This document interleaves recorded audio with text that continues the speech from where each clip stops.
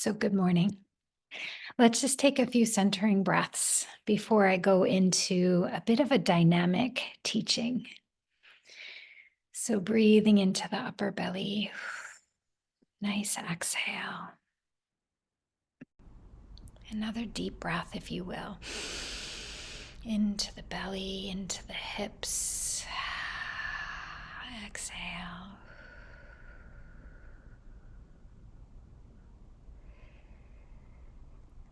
On the next breath, connect into the violet flame within the sacred heart. Nice deep breath. And exhale through the chest, just fanning that sacred fire within your heart. Breathing in, expanding the light.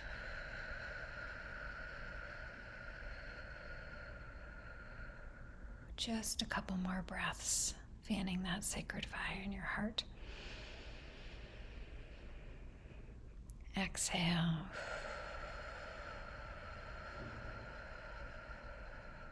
On the next breath, send a connection of the violet flame through your upper and lower spine, grounding it into the earth and into the heavens simultaneously. Ready? Exhale, sending it above and below. Nice deep connection. Leaning back into that column of light, feeling yourself fully tethered, fully connected.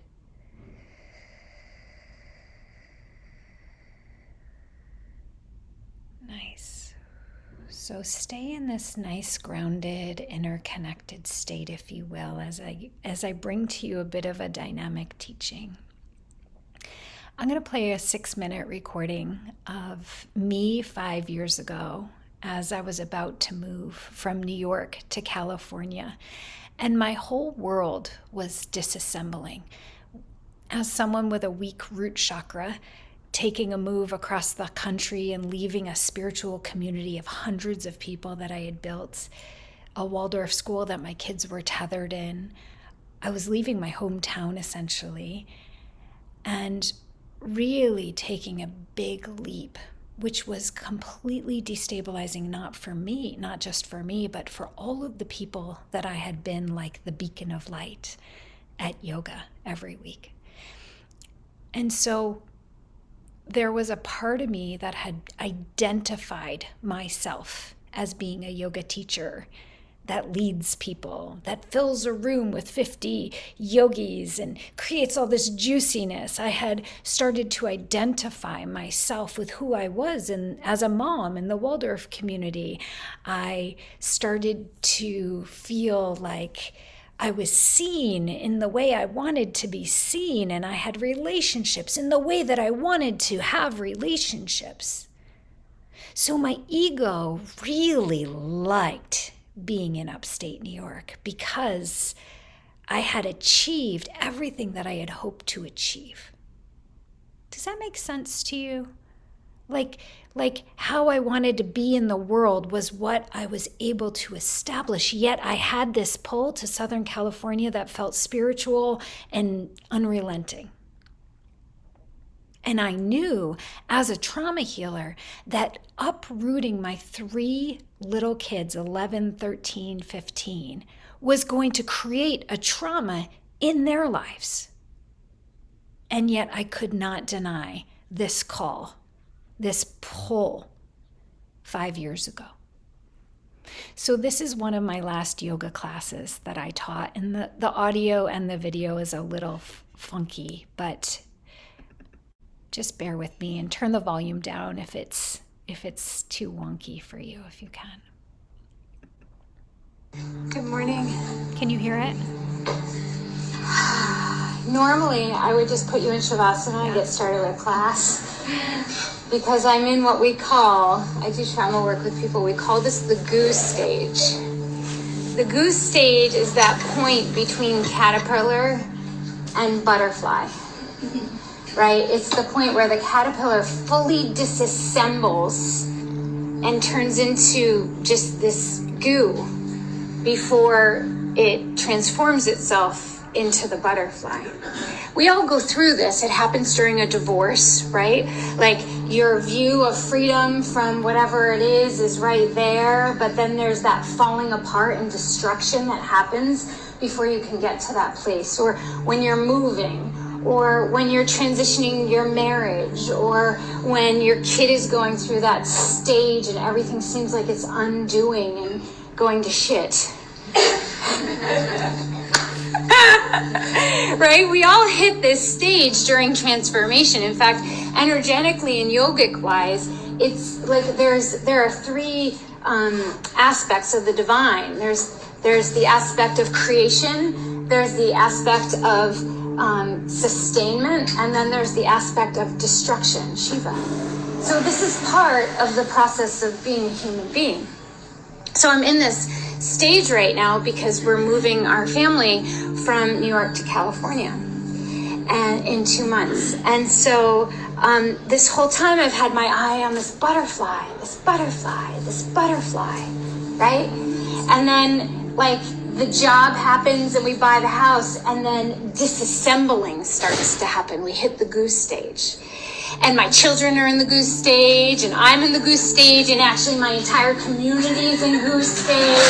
And it's like this big fat pile of goo, right? I go into to open my child's door, and she's bawling, mourning, grieving, funeral for the caterpillar. And then I go to the dermatologist for my check, and she's like, yeah, you've got stage 1, whatever cells, freezing my nose. And I'm like, like goose stage, like funeral for my caterpillar, right? My young, non-skin issued caterpillar self. And I host people last night for my birthday, the first time I ever want to really celebrate my birthday. And it's partially a caterpillar funeral. It's really sad and mourning and grieving, right? And I'm like, oh my God! So luckily there's this wise woman that I sat with at the end of the night who helped me remember the butterfly. Now, it's not that I haven't remembered the butterfly. It's just I've been so fearful that there's going to be glyphosate on the flowers I land on and that we're all going to go extinct when I turn into a butterfly, that I haven't actually been able to even process being a butterfly because I've been so freaking scared of the glyphosate.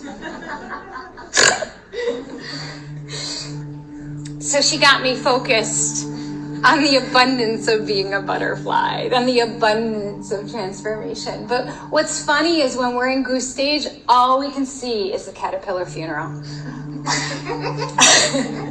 All we can do is look back at what was comfortable and normal and felt good. And even though it wasn't what we wanted, it's still more comfortable than goose stage, because goose stage feels like death.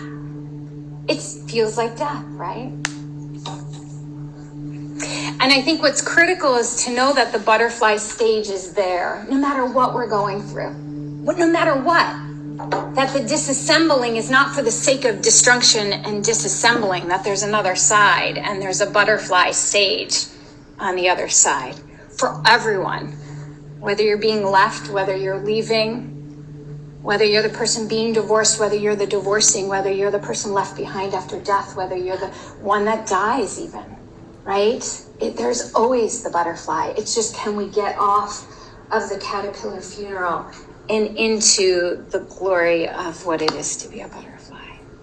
Don't you think you have to go through the goose stage, though? You have to go through the goose stage. But you know what's crazy? Is that I started to hit the goose stage and I'm like, let's turn back. It was a terrible mistake. There is no butterfly. It's all goo. Just go. Don't do it. It's terrible. It feels terrible. And that's what happens to people. That's what happens to all of us. We get a sense of that destruction and we try it on in our mind and we get scared and we never follow through. We don't do it because it's so scary. It does feel like ego death. It feels like total dismemberment. And it's so scary. So we wait 10 years, or we wait 20 years, or we wait till it's too late, or we wait till things are so uncomfortable that it's more uncomfortable to stay a caterpillar than it is to be a butterfly.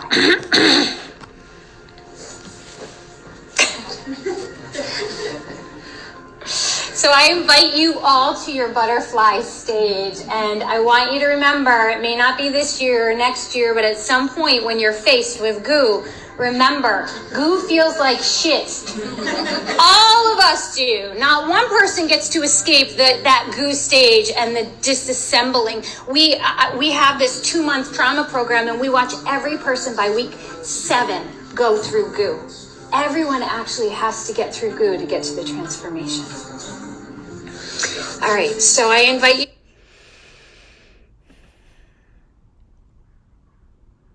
What better to talk about the goo stage than to see someone going through goo, right?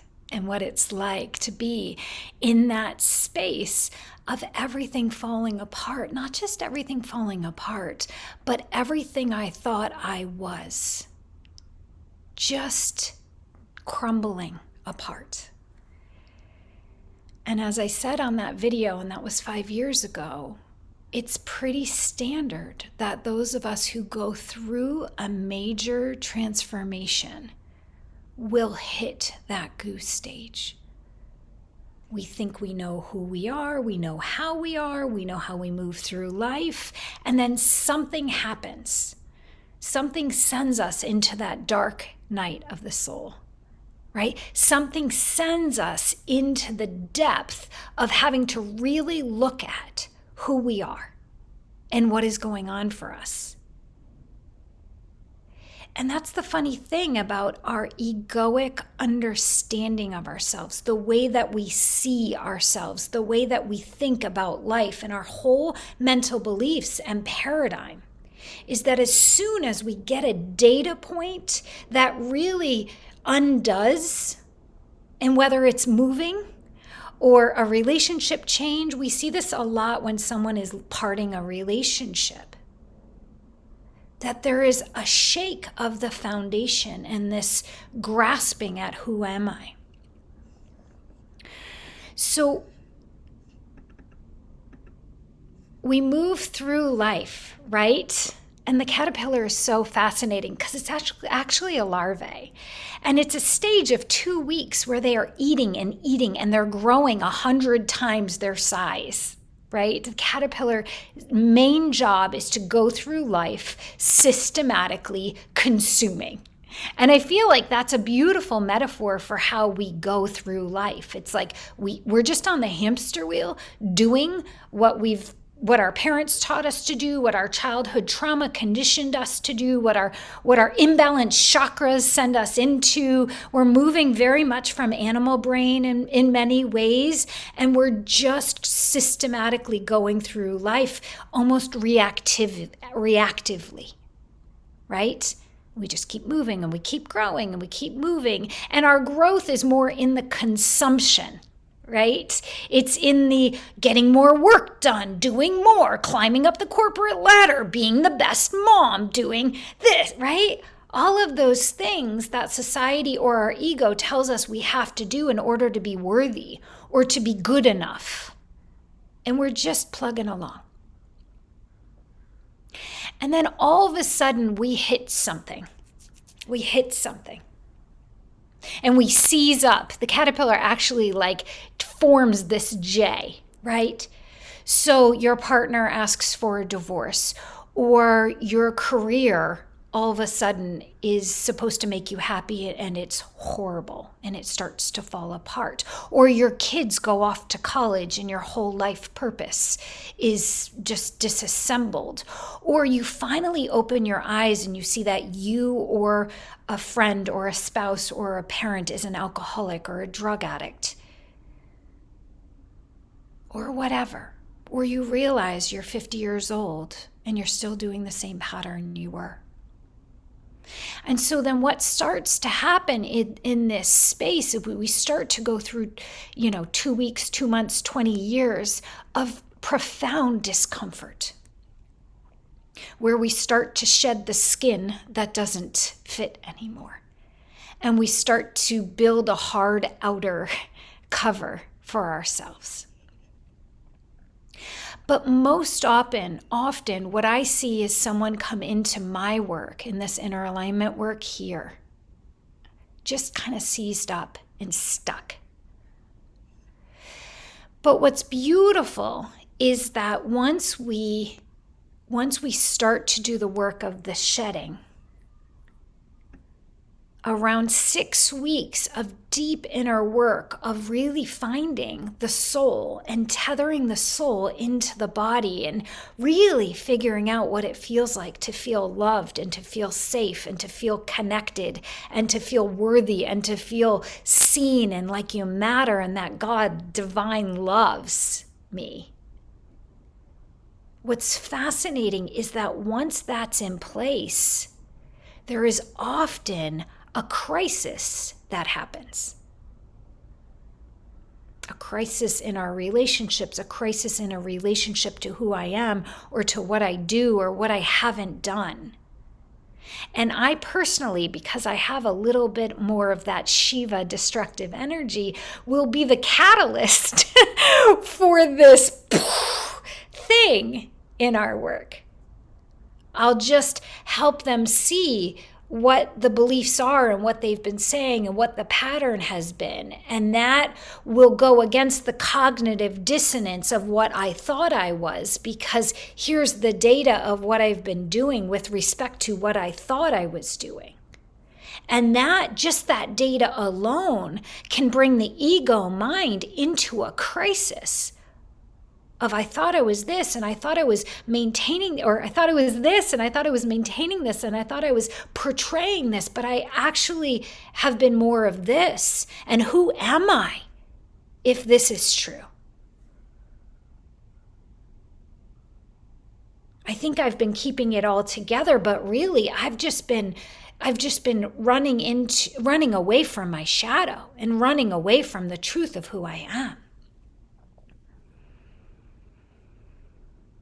And that is hard for the ego to go through.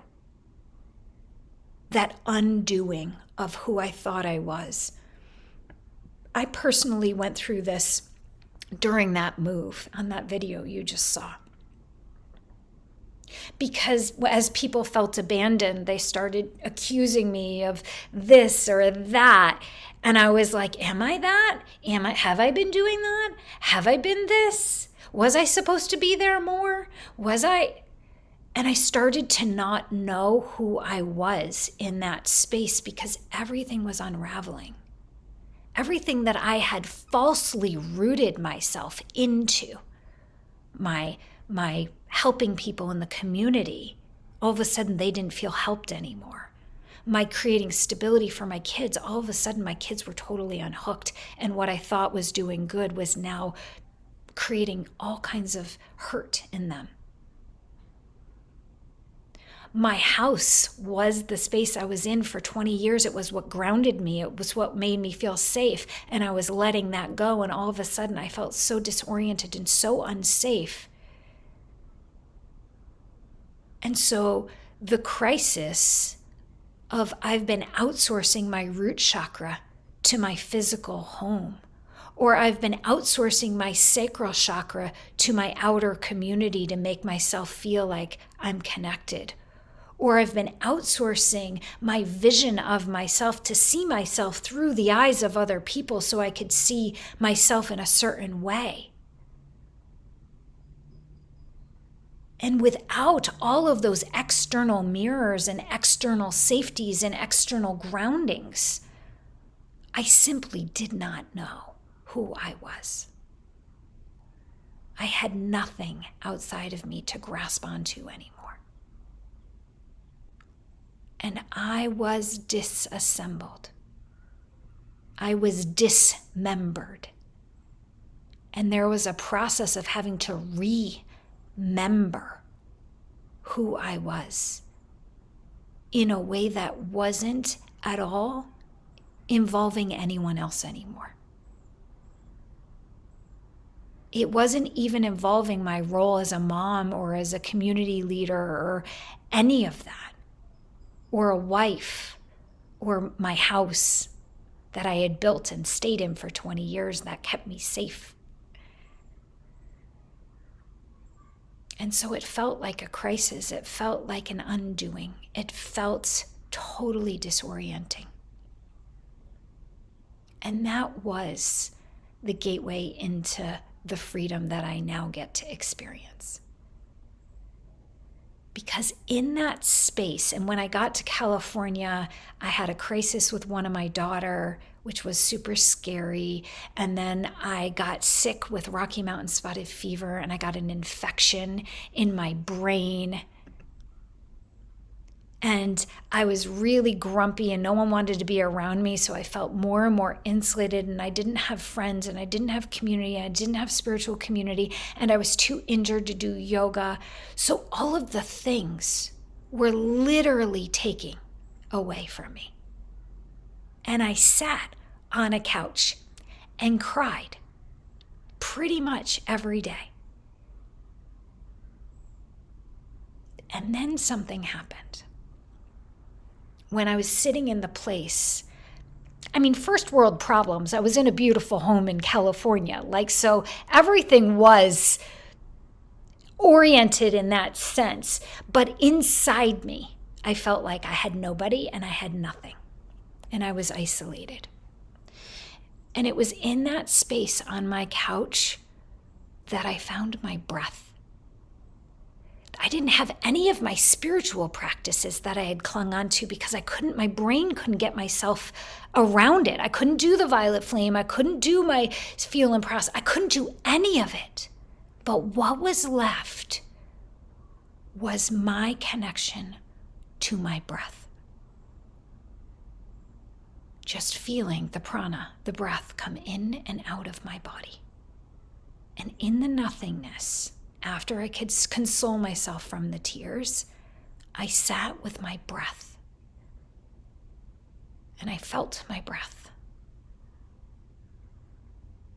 And that conscious connection to my breath was the bridge into the real me.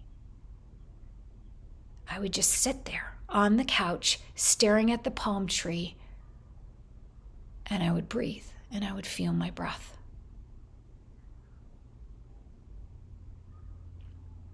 That's all I had. That's all I could feel like I had.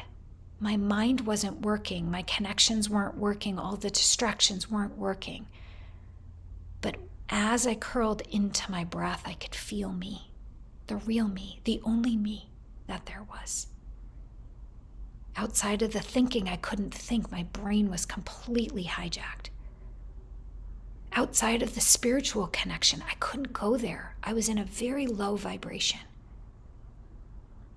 Outside of emotional work, I was just in a fight or flight in my body because it was under attack. So as I connected back into my breath, it was like I could pull myself out each day just by staying in that connection to the only part of me that I could connect to, outside of my mind and my thoughts and my emotions and my spiritual beliefs and who I am or who I am not. So when people come into our work in inner alignment, they come in and they may be meditating and they may be doing all of their mental body introspective work, thinking of themselves, analyzing themselves, learning to be responsible for their emotions, everything that therapy has taught them. But that occurs right here in the mental body. Of who I think I am, who I need to be, changing, transforming. Most of that work happens on the mental and maybe spiritual layers of the body. And what we're doing, what our consideration of what work is going deep into the trauma pockets and starting to reorganize some of those deep experiences that have been reverberating the same way for 40 or 50 years. And once that starts to shift deep within, then there's a sort of dissolving or goose stage that happens, where the mind, who was trying to only focus on me being a good person and being positive, starts to let in all of the data of, oh, there's these patterns over here that have been unhealthy, that have been unkind, that have been self-serving, that have been my shadow, that I haven't been able to look at because I was so focused on only seeing life in this paradigm, that when I open to the whole spectrum of me and I start to reassemble myself or disassemble what was running me, we start to go into the goo. And sometimes, because I'm usually the person holding the mirror, they're like, you're the reason why I'm goo. you gooed me. And we just hold that space lovingly, like a really tight cocoon. We build the chrysalis, we build the love, we build the support around the goo. And I think that's important, to hold that container. When I went into goo, I had to hold the container for myself. And luckily, I had enough years behind me of inner growth work that I had a sense of what to do. I knew I needed to love myself, even in the nothingness. Because love, as cliche as it is, love is what provides the salve or the aloe or the amniotic fluid. It's what holds the light around the disassembling. It is not what creates the reassembling. It's not what creates the disassembling. It's the container or the petri dish that holds the disassembling. And that's super important. As soon as I found my breath in those moments, my breath was life. My breath was love. My breath and my connection to my breath was my connection to my life force, my prana. It was so simple. But man, it's so hard to do when you have a mind. That prefrontal cortex really keeps us in analysis paralysis. But when you surrender, fully let go in the cocoon, as you allow the disassembling and the full melting in the goo, it is the most loving thing. What creates resistance in that space is when like the arm falls off or the ego starts to dismember and you're like trying to pick up the pieces and put them back in.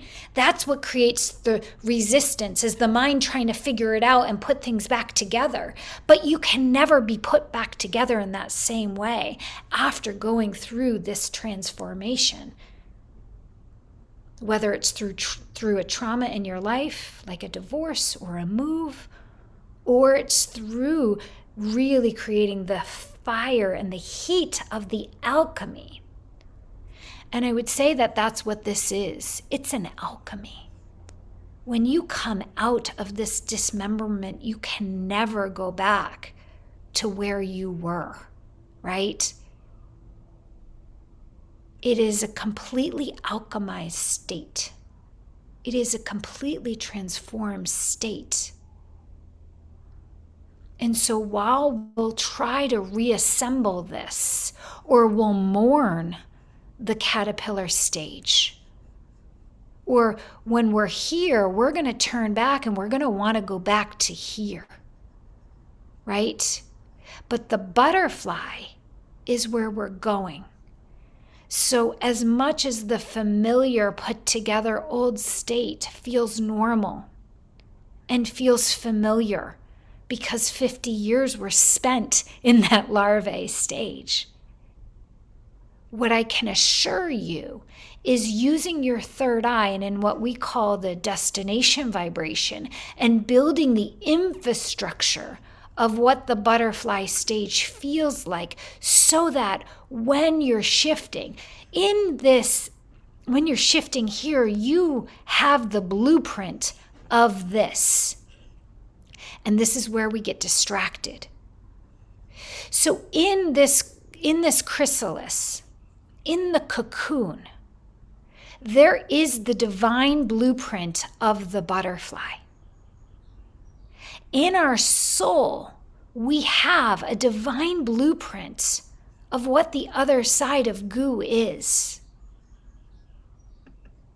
And what I want to ensure is that all of you, whether you've been through this goose stage with me or not, I can see a number of you have, whether you have been through the goose stage or not, have you built the infrastructure of butterfly stage? Have you practiced it? In module 2 of inner alignment, this is what we're doing, right? We're making sure the blueprint is set up before you hit goose stage so that the disassembling can happen and the blueprint is ready for a butterfly. But if you sit in goo, gazing back at caterpillar, you'll just hang out in goo a little longer. And that's okay too if that's your soul's intent. But what we've seen is people can move through goo in like 1 or 2 weeks, so long as the blueprint for butterfly is there.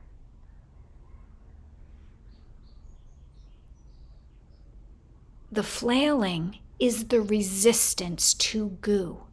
We have to surrender into the love, the care, the self-love, whether it's coming from self, it has to come from self, or whether there's a container of love around. If you've read my book, the third piece is love,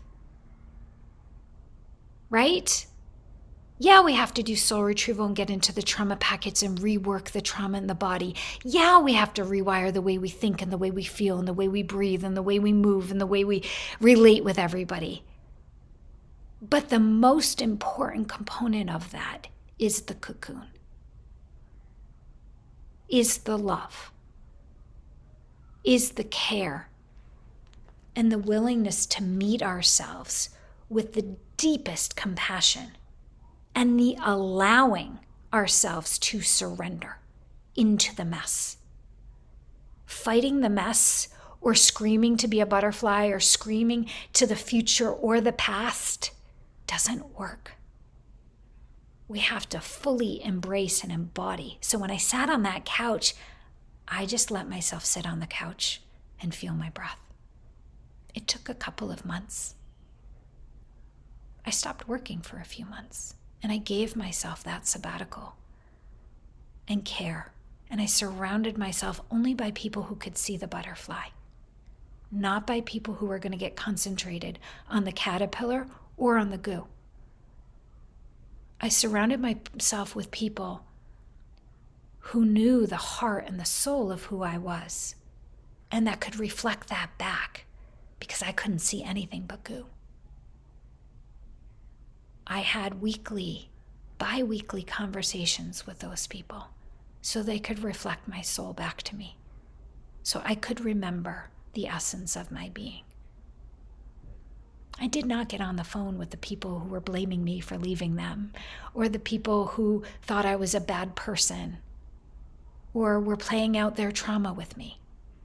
No, I created boundaries and space there, because what I needed was the cocoon, and I created that cocoon for myself, not spiritually bypassing, not ignoring my shadow qualities, but simply allowing myself the space to create the vision of the butterfly, so that when I got here, I could then reflect, where did my shadow come up when I was in goose stage?